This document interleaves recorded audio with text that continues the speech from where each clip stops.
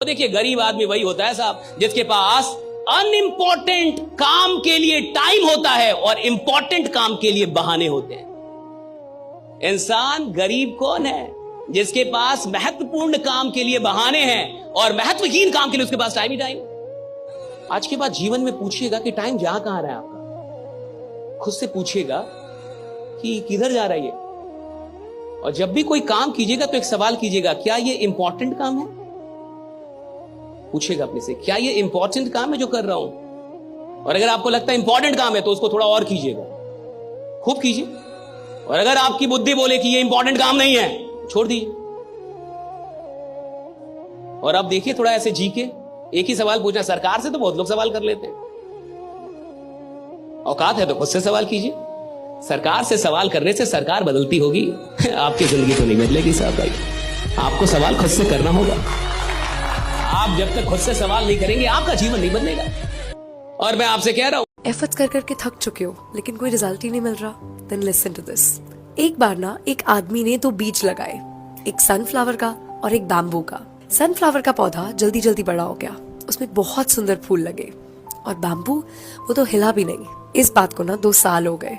Sunflower ने 2-3 season भी complete कर लिए, लेकिन बैम्बू वो तो अभी ग्रो होना स्टार्ट ही नहीं हुआ। लेकिन पता है रियलिटी क्या थी? जमीन के नीचे बैम्बू अपनी जड़ों को मजबूत कर रहा था।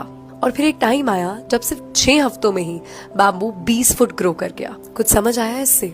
सिर्फ इसीलिए कि तुम्हें अपनी ग्रोथ दिख नहीं रही है, इसका मतलब ये नहीं है कि वो हो ही नहीं रही।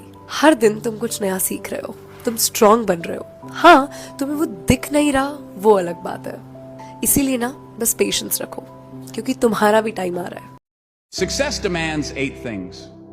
Number 1, hard work. Don't believe in luck. Believe in hard work. Number 2, patience. If you are losing the patience, then you are losing the battle. Number 3, sacrifice. If you don't sacrifice for what you want, then what you want becomes the sacrifice. Number 4, consistency. Consistency is what transforms average into excellence. Number 5, discipline. Motivation gets you going, but discipline keeps you growing. Number 6, self-confidence. Confidence is not like they will like me. Confidence is I'll be fine if they don't like me. Number 7, positive attitude. A positive attitude won't solve all your problems, but it will annoy enough people to make it worth the effort. Focus on your goals, not on your obstacles.